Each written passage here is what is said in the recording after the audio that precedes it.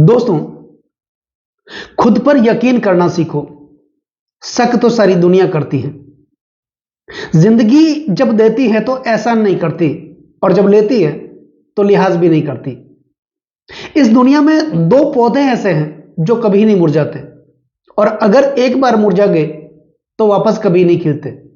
पहला, अटूट विश्वास, और दूसरा, निस्वार्थ प्रेम। और ये दो पौधे अगर हमारे हृदय में खिल जाते हैं तो जीवन बदल जाता है। दोस्तों, हमारे सौर परिवार में, यूं कह सकते हैं गोचर में, सबसे प्रभावशाली ग्रह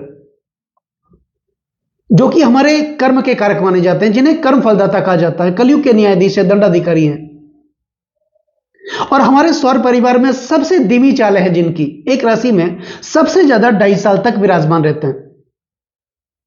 धीरे धीरे फल देते हैं, और फल देने से पहले व्यक्ति के धैर्य की परीक्षा लेते हैं, जांचते हैं, परखते हैं, गिराते हैं, दबाते हैं, तपाते हैं, और तपाने के बाद एक साधारण से कोयले को भी धीरे धीरे हीरे में बदलने का सामर्थ्य अपने पास रखते हैं। इसलिए कहा जाता है कि किसी भी व्यक्ति की वर्तमान परिस्थिति को देख करके उसका मजाक कभी नहीं उड़ाना चाहिए, क्योंकि समय में वो शक्ति होती है जो एक साधारण से कोयले को भी धीरे धीरे हीरे में बदल देती है।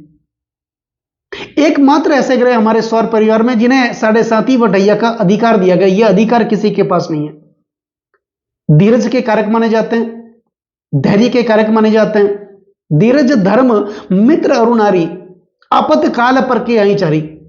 यानी विपत्ति में ही पता चलता है कि हमारे अंदर धैर्य कितना है, धीरज कितना है। विपत्ति में ही पता चलता है कि हम धर्म के साथ कितनी दृढ़ता से खड़े हैं, और विपत्ति में ही पता चलता है कि हमारे अपनों का साथ, हमारे जीवन साथी की चरित्रता असली है या नकली। और यह शनिदेव 7.5 वटैया के रूप में व्यक्ति को दिखाते भी हैं। दोस्तों, शनिदेव मार्गी होंगे, सीधी चाल चलेंगे। 28 नवंबर 2025 का वो दिन होगा जिस दिन शनिदेव बकरी से मार्गी होंगे, और 2 अगस्त 2026 तक अपनी मार्गी अवस्था में रहेंगे। तो शनिदेव के इस मार्गी चाल का प्रभाव कन्या राशि वाले जातकों के जीवन पर इस समय काल में किस प्रकार देखने को मिलेगा, आज के इस वीडियो में हम जानने का प्रयास करेंगे। दोस्तों, आपको याद होगा 29 मार्च 2025 को शनिदेव ने राशि परिवर्तन किया था 2.5 सालों के बाद, अपनी मूल त्रिकोण राशि कुंभ राशि से निकलकर के देवगुरु बृहस्पति की मीन राशि में और कन्या राशि वाले जातकों के सप्तम भाव में, केंद्र भाव में विराजमान हुए। इससे पहले शनिदेव कन्या राशि वाले जातकों के लिए छठे भाव में चल रहे थे, अपनी मूल त्रिकोण राशि में थे। लेकिन 29 मार्च 2025 को यह केंद्र भाव में, आपके सप्तम भाव में आ गए, पंचमेश बनकर के त्रिकोण के स्वामी केंद्र भाव में आए। और जब भी त्रिकोण के स्वामी केंद्र भाव में आते हैं तो एक कनेक्शन बन जाता है केंद्र त्रिकोण का। केंद्र भाव भगवान विष्णु का स्थान माना जाता है और त्रिकोण मां लक्ष्मी का स्थान माना जाता है।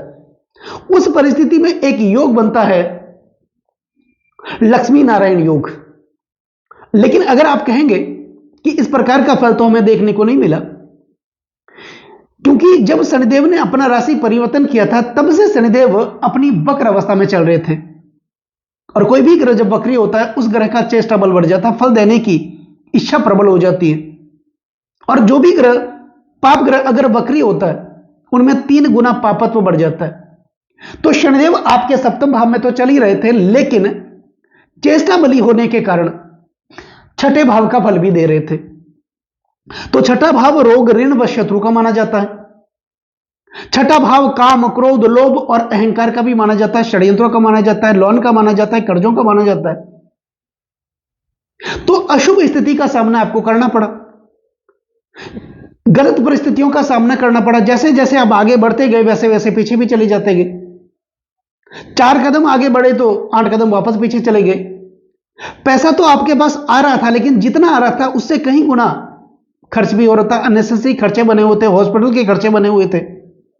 क्योंकि यहां से जब शनिदेव 29 मार्च 2025 से पहले छठे भाव में थे तो यहां से सप्तम दृष्टि इनकी द्वादश भाव पर थी। अननेसेसरी खर्चे बने हुए थे, अनिद्रा की समस्याएं बनी हुई थी, अकेलेपन की समस्याएं बनी हुई थी। आप अपने परिवार से दूर रह रहे थे, चाहे किसी भी सिलसिले में। कर्जा उतरने का नाम ही नहीं ले रहा था।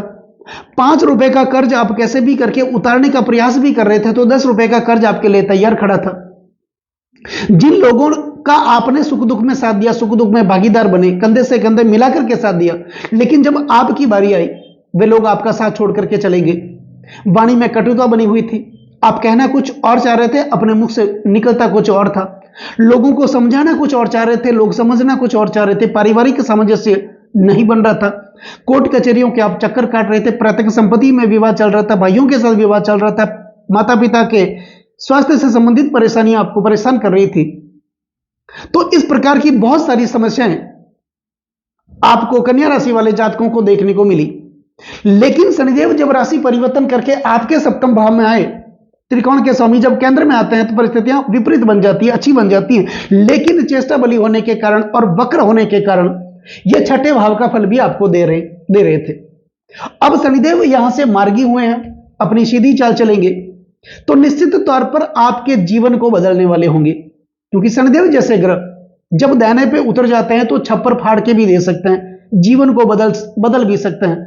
और शनिदेव जैसे ग्रह जब लेने पे उतर जाए तो व्यक्ति को कंगाल भी कर सकते हैं, क्योंकि ये एक ऐसे ग्रह हैं जो धैर्य की परीक्षा भी लेते हैं, साढ़े साथी व ढैया का अनुभव भी करवाते हैं, और एक साधारण से कोयले को भी धीरे धीरे हीरे में भी बदल देते हैं।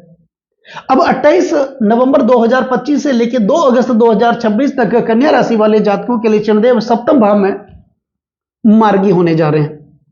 तो सप्तम भाव वैसे देखा जाए तो पति पत्नी का भाव माना जाता है, दांपत्य सुखों का भाव माना जाता है, भागीदार का भाव माना जाता है, पार्टनर का भाव माना जाता है। दशम से दशम होने के कारण यह आपके कार्य क्षेत्र का भाव भी माना जाता है। तो निश्चित तौर पर समझिए, इस समय काल में कन्या राशि वाले जातकों के लिए भाग्य में कुछ महत्वपूर्ण परिवर्तन, बदलाव होने जा रहे हैं। अगर आप पार्टनर में कोई काम कर रहे हैं या करने जा रहे हैं, तो निश्चित तौर पर पार्टनर का साथ मिलेगा, भागीदार का साथ भी मिलेगा। और पहले से अगर आप कोई काम कर रहे हैं, तो ऐसा भागीदार, ऐसा पार्टनर भी आपके जीवन में आ जाएगा जो आपको यह कहेगा कि पैसा हम लगाते हैं और साथ में धंधा करते हैं। ऐसी परिस्थिति आप बन रही है। पति पत्नी के रिश्तों में सुधार होगा, प्रेम भरा वातावरण देखने को मिलेगा, और उस प्रेम भरे वातावरण का प्रभाव पूरे पारिवारिक जीवन पर देखने को मिलेगा। कुल मिलाकर के आपकी आर्थिक स्थिति अच्छी होगी। अब शनिदेव पंचम भाव के स्वामी हैं और त्रिकोण भाव सप्तम भाव में आ रहे हैं, तो पंचम भाव विद्या, बुद्धि व संतान का भाव माना जाता है, संचित कर्म का भाव माना जाता है, और विशेषकर आकस्मिक धन प्राप्ति का भाव माना जाता है। और शनिदेव जैसे ग्रह पंचमेश बनकर के जब सप्तम भाव में त्रिकोण के स्वामी केंद्र में आते हैं, तो जीवन में आकस्मिक धन की प्राप्ति होती है। जो रुके हुए कार्य थे वो अब आपके पूरे होने लगेंगे।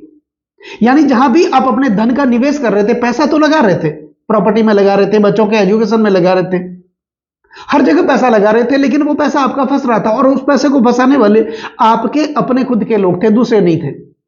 लेकिन अब परिस्थितियां बदलेगी, क्योंकि शनिदेव मार्गी होंगे और सप्तम भाव में त्रिकोण के स्वामी शनिदेव केंद्र भाव में मार्गी हो रहे हैं, तो वो फंसा हुआ पैसा भी आपके जीवन में वापस आएगा। अब कर्जे धीरे धीरे उतरने लगेंगे, आपकी आर्थिक स्थिति सुदृढ़ होगी, पारिवारिक स्थिति अच्छी होगी, भाइयों का साथ भी आपको देखने को मिलेगा, माता पिता के स्वास्थ्य में कुछ अच्छा देखने को मिलेगा।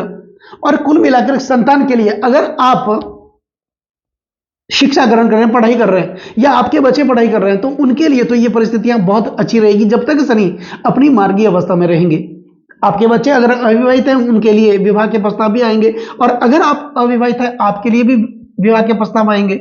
और कुल मिलाकर के आप जहां नौकरी करते हैं या कोई भी काम करते हैं, वहां पर आपको किसी से प्रेम भी हो सकता है, और पहले से अगर आप प्रेम संबंधों में बंधे हुए, तो वो प्रेम शादी में भी बदलेगा। तो ऐसी परिस्थितियां बनने जा रही हैं आपके लिए, कन्या राशि वाले जातकों के लिए 28 नवंबर 2025 से लेकर 2 अगस्त 2026 तक। अब शनिदेव के पास मुख्यतः 3 दृष्टियां मानी जाती हैं। शनिदेव जिस भाव में विराजमान होते हैं, उस भाव के फल में तो वृद्धि करते हैं, लेकिन ऐसा कहा जाता है कि इनकी दृष्टियां घातक मानी जाती हैं, अच्छा फल नहीं देती।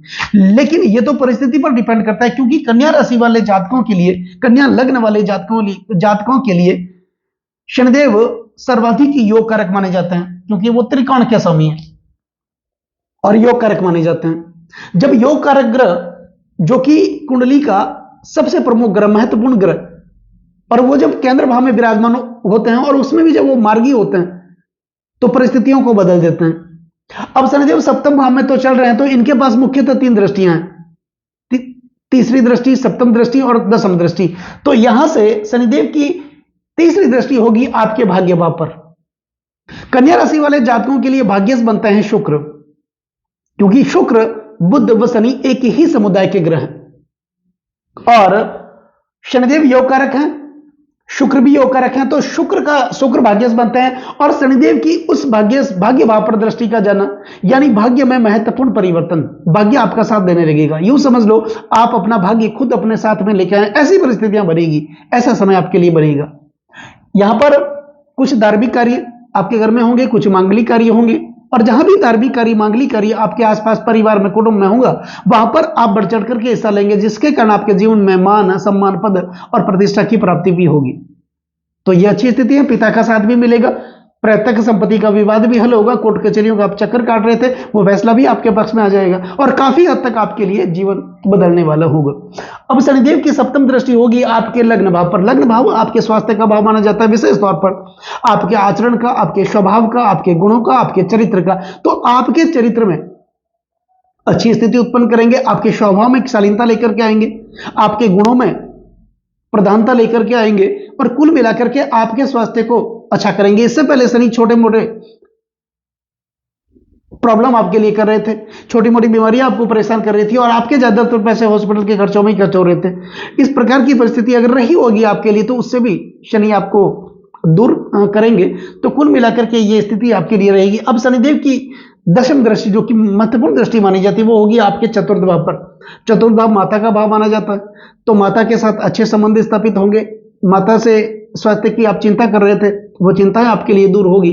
भूमि, भवन और मकान का भाव माना जाता है। जिनके खुद के घर का मकान नहीं, उनके लिए घर का मकान जो है वो सपना भी पूरा होगा। प्रॉपर्टी विवाद भी खत्म होगा। आप कोई नई प्रॉपर्टी भी खरीद सकते हैं, नया वाहन खरीद सकते हैं, या पहले से आपके पास है उसको बदल करके आप नया ला सकते हैं।